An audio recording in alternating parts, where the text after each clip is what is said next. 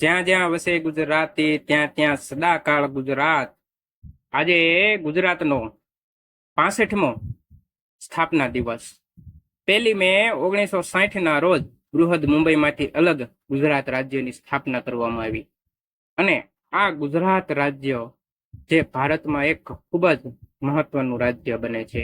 ગુજરાત રાજ્યના સ્થાપના સમયે ગુજરાતમાં 17 જિલ્લા અને 185 તાલુકા હતા, જે હાલમાં 34 જિલ્લા છે।